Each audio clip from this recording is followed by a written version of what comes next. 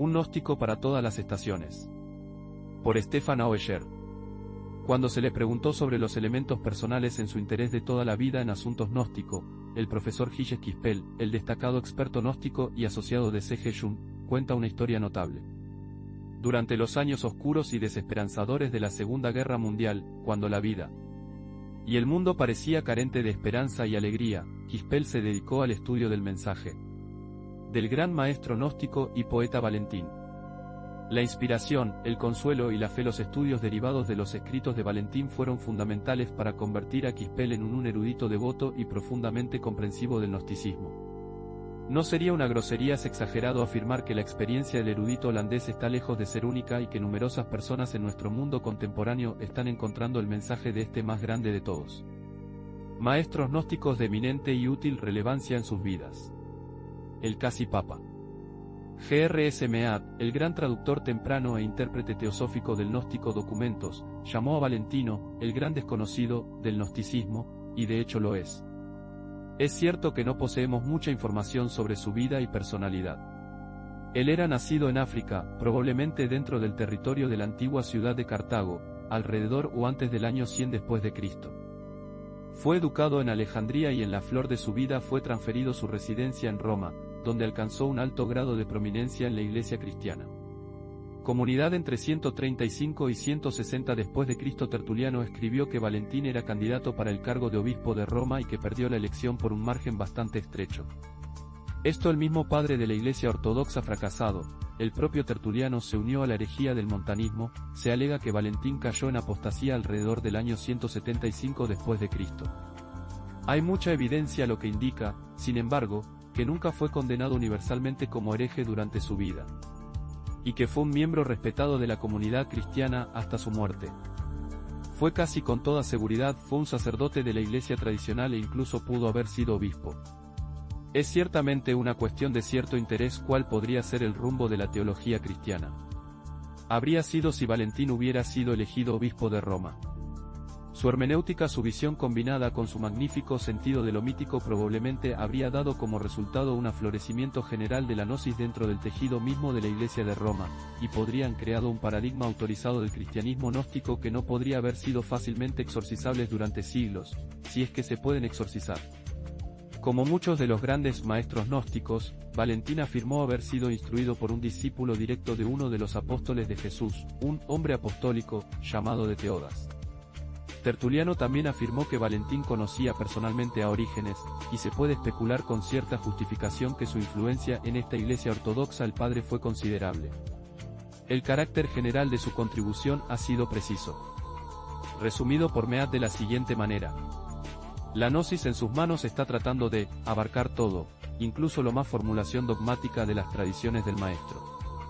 El gran movimiento popular y las incomprensibilidades fueron reconocidas por Valentín como parte integral de la poderosa derramamiento, se esforzó por tejer todo junto, lo externo y lo interno, en una sola pieza, dedicó su vida a la tarea, y sin duda solo al morir percibió que para esa época estaba intentando lo imposible.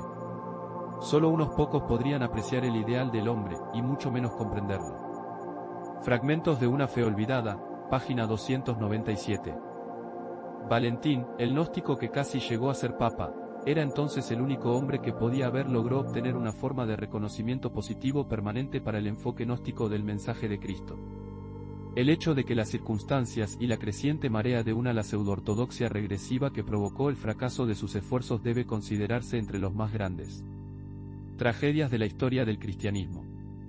Aún así, muchos rasgos esenciales de su singular han sobrevivido, muchas contribuciones y más han emergido recientemente de las arenas del desierto de Egipto. En las siguientes páginas nos centraremos en los más importantes. Psicocosmogonía y la ecuación neumática. La cosmogonía de Valentín, a menudo debatida, se podría entender de forma más provechosa si se la considera como basado en un único reconocimiento existencial, que podría resumirse así: algo es equivocado. En algún lugar, de alguna manera, el tejido del ser en el nivel existencial del ser humano. El funcionamiento ha perdido su integridad. Vivimos en un sistema que carece de elementos esenciales. Integridad, y por lo tanto es defectuosa. Los llamados cristianos ortodoxos, así como los judíos, reconocen que hay una cierta maldad en la existencia humana, pero ellos la explican principalmente en términos de los efectos del pecado humano, original u otro. Judíos y cristianos sostienen que todo lo que está mal en el mundo y en la existencia humana es resultado de la humanidad desobediencia al Creador. Esto significa que todo mal, incomodidad y terror en nuestras vidas y la historia son, de alguna manera, culpa nuestra. Una gran declaración cósmica de Mea, la culpa, recorre esta visión del mundo, que se fija permanentemente en la psique humana. Elemento de culpa titánica. Valentín, en oposición a esta visión de la vida cargada de culpa, sostuvo que el defecto antes señalado no es resultado de nuestra mala conducta, sino que es inherente al sistema de existencia en el que vivimos, nos movemos y existimos. Además, por al postular que la creación misma carece de integridad, Valentín no solo quita el peso de la culpa personal y colectiva de nuestros hombros, pero también señala la potencial redentor que reside en el alma de cada ser humano. Los humanos vivimos en un mundo absurdo que solo puede adquirir sentido mediante la gnosis, o autoconocimiento. Al referirse al mito de la creación del mundo por un dios, Valentinus traslada la culpa de la condición del defecto cósmico de la humanidad a la creación. Divinidad.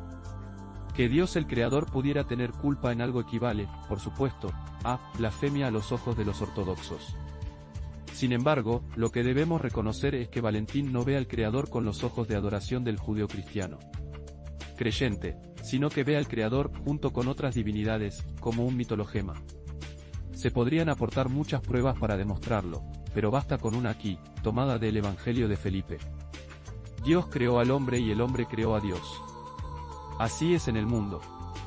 Los hombres hacen dioses y adoran sus creaciones. Sería apropiado que los dioses adoraran a los hombres. Logión 85, 1-4. El autor de este artículo sostiene que el gnosticismo valentiniano, así como todos los demás, puede ser entendida en términos psicológicos, de modo que los mitologemas religiosos tratados por él se considera que los gnósticos simbolizan las condiciones psicológicas y los poderes intrapsíquicos del mente. Tomando este enfoque podríamos concluir que lo que nos dice Valentín es que porque nuestras mentes han perdido su autoconocimiento, vivimos en un mundo autocreado que carece de integridad.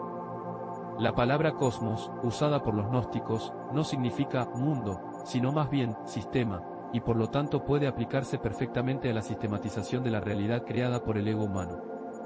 No necesitamos preocuparnos demasiado por si Valentín insulta a Jehová llamándolo demiurgo. Lo que importa es que actuemos como nuestros propios demiurgos psíquicos al crear y habitar primero un cosmos defectuoso creado a imagen y semejanza de nuestros propios defectos. La proposición de que la mente humana vive en un mundo de ilusión en gran medida creado por ella misma, de donde solo la iluminación de una especie de gnosis puede rescatarlo, encuentra poderosos análogos en las dos grandes religiones de Oriente, es decir, el hinduismo y el budismo. La siguiente declaración de los Upanishads podría haber sido fácilmente escrita por Valentín o otro gnóstico: este mundo es la malla de Dios, a través de la cual él engaña mismo. Según las enseñanzas de Buda, el mundo de la realidad aparente consiste en la ignorancia, la impermanencia y la falta de identidad auténtica. Valentín está en muy buena compañía en verdad cuando establece la proposición del sistema equivocado de falso realidad que puede ser enderezada por el espíritu humano. Esto nos lleva a la segunda parte de lo que algunos eruditos han llamado el proceso neumático. Ecuación, de Valentinus. Después de aceptar la proposición del sistema defectuoso, la mente necesita reconocer una segunda verdad complementaria. Ireneo en su obra Contra herejías cita a Valentín respecto a esto. La redención perfecta es el conocimiento mismo de la inefable grandeza, pues desde por la ignorancia surgió el defecto, todo el sistema que surge de la ignorancia es disuelto en la gnosis. Por lo tanto, la gnosis es la redención del hombre interior, y no es del cuerpo, porque el cuerpo es corruptible, ni es psíquico, porque incluso el alma es un producto del defecto y es un alojamiento para el espíritu, neumático, espiritual, por lo tanto también debe ser la redención misma. A través de la gnosis, entonces, se redime al hombre interior, espiritual, de modo que nos basta la gnosis del ser universal, y esta es la verdadera redención. Adivi. Jae. Y 21,4. De esta manera se deshace y rectifica la ignorancia de las agencias que crean el falso sistema. Por la gnosis espiritual del ser humano. El defecto puede ser eliminado del ser por gnosis. No hay necesidad alguna de culpa, ni de arrepentimiento del llamado pecado, ni es necesaria una creencia ciega en una salvación vicaria por medio de la muerte de Jesús. No necesitamos ser salvados, necesitamos ser transformados por la gnosis.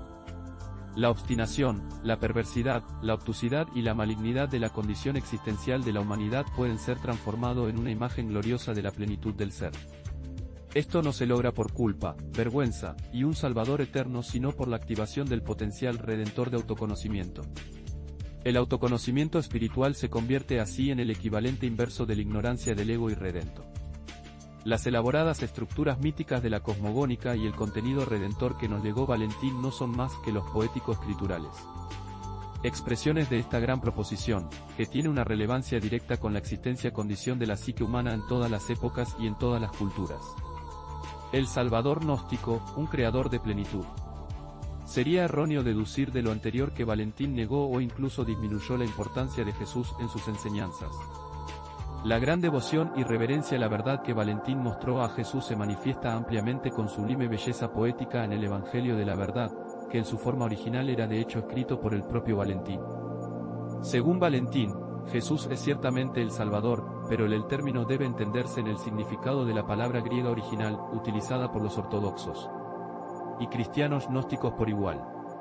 Esta palabra es soter, que significa sanador o dador de salud. De aquí se deriva la palabra que hoy se traduce como salvación, es decir, soteria, que originalmente significaba salud, liberación de la imperfección, volverse completo y preservar la propia integridad. ¿Cuál es entonces el papel del sotero creador espiritual, de totalidad, si claramente no tiene necesidad de salvar a la humanidad ni de su origen ni de su persona? Pecado. ¿Cuál es el estado o condición de la salud espiritual recién encontrada, otorgada o facilitado por tal sanador salvador? La afirmación gnóstica es que tanto el mundo como la humanidad están enfermos. La enfermedad del mundo y su equivalente, la enfermedad humana, tienen una raíz común, la ignorancia. Ignoramos los valores auténticos de la vida y sustituirlos por otros no auténticos. Los no auténticos, los valores son en su mayoría físicos o mentales. Creemos que necesitamos cosas, como el dinero, los símbolos de poder y prestigio, los placeres físicos, para ser feliz o todo. De manera similar, nos enamoramos de las ideas y abstracciones de nuestras mentes. En las rigideces y la dureza de nuestras vidas se deben siempre a nuestro excesivo apego a conceptos y preceptos abstractos. La enfermedad del materialismo se llamó hileticismo, adoración de la materia, por los gnósticos, mientras que la enfermedad del intelectualismo abstracto y la moralización se conocía como psiquismo, adoración del alma mental y emocional. La verdadera papel de los facilitadores de la plenitud en este mundo, entre los cuales Jesús ocupaba el lugar de honor, es que pueden exorcizar estas enfermedades trayendo el conocimiento de la pneuma, espíritu, al alma y a la mente. ¿Qué es este pneuma, este espíritu, que solo trae gnosis y curación a la enfermedad de la naturaleza humana? No podemos decir con certeza qué es, pero sí podemos indicar qué hace. Se ha dicho que el espíritu sopla donde quiere. Trae flexibilidad, el coraje existencial de la vida. Mediante la acción sanadora del pneuma, el alma deja de estar fascinado y confinado por las cosas y las ideas y así puede dirigirse a vida. La obsesión de la psique humana con la importancia del mundo material y o del mundo intelectual y moral abstracto es la enfermedad de la que los grandes salvadores de la humanidad nos redime. El estado obsesivo de apegos materiales y mentales es así sustituida por la libertad espiritual, los valores no auténticos de la primera ceden a los auténticos traídos por el Espíritu. Unión y redención como sacramentos. Los métodos propugnados por Valentín para facilitar una verdadera la gnosis espiritual no se limita a las doctrinas filosóficas y a los mitologemas poéticos. El sistema valentiniano era sobre todo un sistema de sacramentos. El Evangelio de Felipe menciona 5 de los 7 sacramentos históricos, o más bien sus formas gnósticas originales, explícitamente y menciona a los 2 restantes por implicación. Además del bautismo, la unción, la Eucaristía, la iniciación sacerdotal y los ritos de los moribundos, la gnosis valentiniana menciona prominentemente 2 grandes y misteriosos sacramentos llamados redención, apolitrosis, y cámara nupcial, respectivamente. Si bien muchas de las fórmulas para estos ritos se han perdido, su esencia todavía se pueden descubrir significados examinando los diversos relatos dados por la Iglesia Padres y las referencias contenidas en las escrituras gnósticas. La cámara nupcial, o unión neumática, es con diferencia la más frecuentemente mencionada sacramentos mayores. El Evangelio de Felipe hace constantes referencias a él y hay declaraciones al respecto dispersas en un gran número de escrituras gnósticas. Ireneo asocia este sacramento principalmente con los seguidores de Valentín, pero los fundamentos teóricos que sirven de fundamento psicológico están presentes en el corpus de los escritos gnósticos en general. Así, el Evangelio según a Tomás, que generalmente se considera relativamente libre de valentiniano influencias, nos presenta lo que podría considerarse la formulación más clara del fundamento teórico de la cámara nupcial en su 22º logión. Cuando haces de los dos uno, y cuando haces lo interior como lo exterior y lo exterior como lo interior y lo superior como lo inferior, y cuando conviertes lo masculino y lo femenino en uno solo, para que el varón no sea varón ni la hembra no sea hembra, entonces, entrarás en el reino. La base psicológica sobre la que se funda el ritual de la cámara nupcial es bastante fácilmente comprensible. La gnosis considera al ser humano como dividido y fragmentado en su interior, en sí misma. Las divisiones tienen numerosos aspectos, estamos involucrados en lo que la psicología moderna llamaría una dicotomía ego-ser, una dicotomía anima-animus, una dicotomía cuerpo-mente, en una dicotomía subjetivo-objetivo, y muchas otras. Todas estas divisiones requieren reparar o sanar. Así como el pleroma, o plenum divino, se caracteriza por totalidad, por lo que el ser humano debe volver a ser completo y adquirir así los requisitos para reingresar al pleroma. Psicología profunda contemporánea, especialmente junguiana, concibe dicha unión neumática como el objetivo final de lo que denomina el proceso de individuación. A diferencia de los psicólogos junguianos que solo pueden ofrecer la práctica de análisis como instrumento del proceso de reunificación, Valentinus fue aparentemente inspirado para documentar y dramatizar ritualmente esta unión en el gran sacramento de la cámara nupcial. El mito de Sofía sirve en muchos sentidos como soporte mitológico de este sacramento. El mito implica que la creación del mundo imperfecto y el confinamiento del alma dentro de ella se originó a través de la ruptura de la unidad espiritual original del pleroma, para que el retorno del alma al abrazo amoroso de su esposo, como indicado por el regreso de Sofía a los brazos de Jesús, representa entonces la curación de esta disrupción y restauración de la totalidad. El sacramento de la cámara nupcial más que cualquier otro rasgo de la tradición valentiniana. La gnosis nos da una clara indicación del carácter psicológico versus el teológico. Sacramento, sino el ser interior de un individuo humano. Podría ser es justo decir que Valentín practicaba un rito de individuación, cuya necesidad en el mundo actual se evidencia en la más alta y mejor investigación psicológica. Tal vez sea característico del triste deterioro del sistema sacramental en la historia. El cristianismo ha permitido que esta unión intrapsíquica se transforme en sacramento del matrimonio, que significa una relación contractual entre dos personalidades terrestres en el contexto del orden defectuoso de las costumbres sociales. Sin embargo, no basta con estar unificado en la propia naturaleza, así lo insinuó Valentín. También es necesario redimirse de la esclavitud corruptora y confusa de lo falso mundo existencial en el que uno vive. Esta liberación de las garras del mundo del defecto se cumplía mediante el sacramento de la redención, apolitrosis, a veces también llamada restauración, apocatastasis. Esto podría llamarse el acto final de separación del dominio de los estados mentales ilusorios y engañosos. Si bien no es de ninguna manera se estableció si el sacramento de la cámara nupcial se administró primero y el redención posterior, es la convicción del presente escritor que esto en verdad fue el caso. El individuo en quien las dualidades se han unido y las divisiones se han sanado, en la persona individuada, como Jung podría haberla llamado, ahora tiene el poder de repudiar las fuerzas desprovistas de significado esclarecedor. Esto se expresa bien en una de las fórmulas de restauración conservada de fuente valentiniana. Yo estoy establecido, yo estoy redimido y redimo mi alma de este eón y de todo que viene de él, en el nombre de Iao, quien redimió su alma para la redención en Cristo, el viviente. Ireneo, Adivi. Jae. Y, 21,5.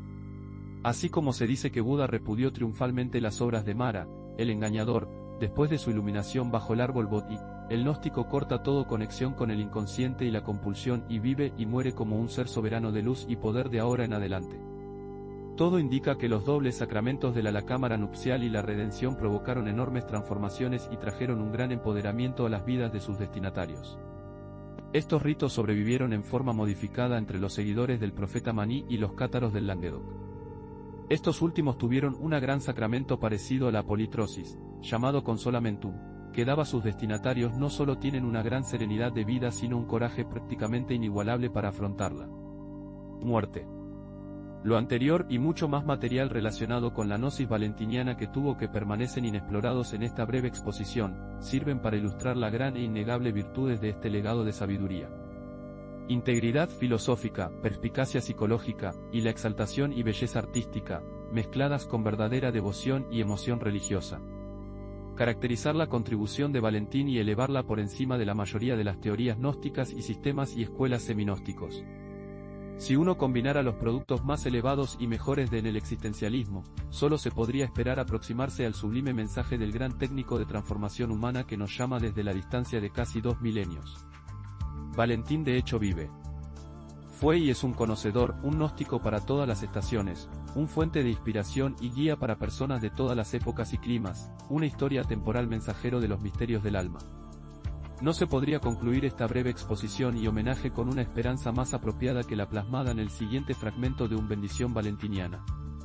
Que la gracia más allá del tiempo y el espacio que existía antes de los comienzos del universo llena nuestro hombre interior y aumenta dentro de nosotros la semejanza de sí mismo como el grano de mostaza semilla.